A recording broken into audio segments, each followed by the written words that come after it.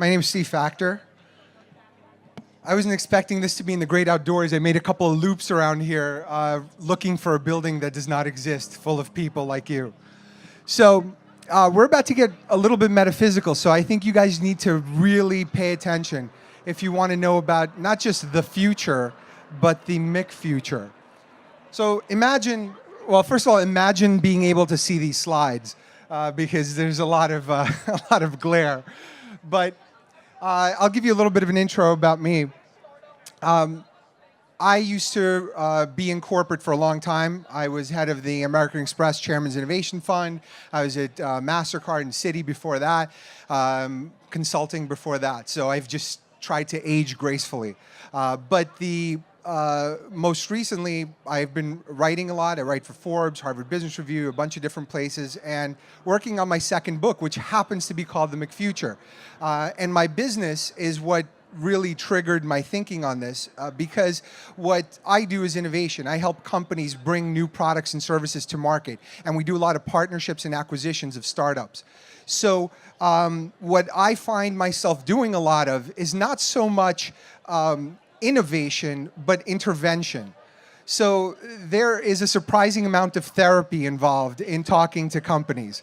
There is no way to have a great idea without having the will to implement it. And so here I'm going to talk a lot about the psychology that is embedded not just in organizations, but in consumers, and what's changed about us fundamentally. And that's what the McFuture is about. So let me take you through some of the nuances. So imagine two axes, and I say imagine because I can't even see the screen right now. So time is at the bottom, and then awesomeness is at the top. So if you look at history, human history, pretty much anything before indoor plumbing was awful. That's why you can barely get through a scene on Game of Thrones because you can imagine the funk. But now we have advanced substantially. We have a world that is filled with amazing things and contradictions at the same time. We have, amazing technologies, but we also have war, income inequality. But at the same time, we have colon cleanses that are officially sanctioned by Gwyneth Paltrow. So how bad can things really be? Now, the future that everyone talks about is out here. The future of self-driving cars, of robots that, I don't know what you do with them. Maybe you can shag them without electrocuting yourself. But there is this amazing longevity that everyone talks about in the future. And it's great. It's very easy to talk about. We kind of see it coming. We've seen all the sci-fi movies, and we've seen all of the predictions. But what we don't really talk about is the path to getting there. That next 5 to 50 years. So all of the lumpiness and all of the inefficiency, because all of this wealth is unevenly distributed. All of the advances that we have are unevenly distributed within our societies and across countries. So what I'm interested in is this next 5 to 50 years. This is the period of time where we need to normalize a lot of the things that are highly abnormal. And I was thinking about how to represent it visually. I don't know if you can see this, but there's going to be a lot of very interesting leaders, including perhaps Donald Trump, who will help shape what this future might look like. There are 3 parts to this. The first is people, second, innovation, and the third is economics. Literally a pie chart, P-I-E. Now, the thing that's happened is technology has by far advanced much faster than our biology. We haven't fundamentally changed in the last 50,000 years. Our emotions, how we react to the world, what we're built for physically. And yet, in the last 50, probably even 20 or 30 years, what the world asks of us is very different. What the world asks of us is to sit at a desk for 8 hours a day typing into a computer. And I think that is going to change dramatically in this next 5 to 50 year period. And our biology and our economic systems need to catch up to that. So the one problem, and I'm only going to be able to cover a slice of the McFuture. So the specific slice I've chosen to cover today is saturation. There's a couple of parts to this. First, I think all of you are more than aware, there's more than enough content. There's an overload of almost every category of product and service. There are more products on shelves. There are more choices in terms of clothing. There are more choices in terms of food. There are more choices in terms of dating partners. Almost every single category is completely full. So if you're looking to start a business or if you're looking to buy something, you are subject to a decision, a level of decision making that has never historically been possible, because we have come from a history of scarcity, and now we're entering this history of abundance. And now the abundance is creating a whole new sets of challenges, because now we are mired in minutia. So you can spend a month researching your next phone. You will be making spreadsheets, or you'll be reading every review, you'll be watching videos online. Whatever it is that you want to buy, you will be mired in that decision. But at the end of the day, that decision is minuscule, because the difference between the Galaxy and the HTC is minimal. But you have now lost probably the most precious resource that you have, which is time, in making that decision. So saturation has a darker side even. Let's talk about disposability. Let's think about music collections. In the 70s, you maybe had 50 albums that you loved. In the 90s, you might have had 200 CDs that you loved. In the 2000s, you might have had 8,000 songs. Now you have access to millions on Spotify. They can stream anywhere, anytime. And guess what? The value of each thing has diminished, and it's math. It has nothing to do with whether that thing still makes you feel a certain way, whether it triggers a certain emotion. The math is what it is. So if Rihanna got run over by a herd of elephants, it wouldn't matter, because she wasn't going to come up on shuffle play for another month and a half to 2 years. So Beyonce better watch her back too. But the reality is, each individual thing is now competing with every other thing that has ever existed. Certainly in media, but also in terms of clothing, in terms of access to information, in terms of access to technology. So the paradigm is shifted, but there's an infection component here. The infection component is that the things that shouldn't be disposable become that way. Because if you're surrounded by enough things that feel like they're disposable, you won't invest in them. And you know what? You think about Tinder. You can swipe your way to the next relationship pretty easily. And why would you invest in one when you can get to the next one with a swipe? And same thing with friendships. Well, you've got tons of them on Facebook. You've got tons of business connections and relationships on LinkedIn. So the challenge with disposability and abundance and extreme connectivity is the disposability aspect. And that's something we don't think about, but it's causing us to invest less in the things that potentially have meaning, or maybe should have meaning, but no longer do. And we're fundamentally experiencing a lot of those things. And you can see it by people trying to find themselves. You're seeing it with yoga and meditation and all these other things that are taking off. So let's talk about the production side of that equation. It's not just the people that are consuming that are experiencing this, but also the people that are producing them. So if you look at, there's two lines on this chart. There's a very flat-looking one from the 70s on through today, which is income. So real income has been flat, but the line that goes all the way up is GDP per person.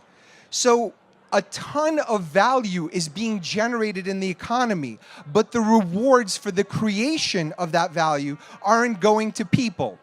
And what this doesn't even account for is the accumulation. Why is there a horn? Holy cow. Okay. Um, what this doesn't account for is the accumulation of wealth, which spikes. This is on a year-to-year basis. But if you look at what's being accumulated, wealth builds wealth. So the wealth curve, which I couldn't find a clean chart of, is even steeper.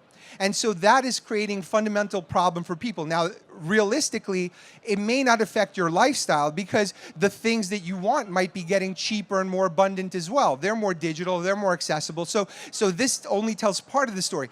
But what that does mean for the producer side of the equation is the next employee at a large company is going to be contributing less than the first employee, and then the first 100 employees, and the first 1,000 employees, because the new ones are going to be doing marketing, or they're going to be retargeting, or they're going to be doing social media, things that yield a much smaller amount. And those lower yields are reflected in the flatness of salaries and the levels of employment.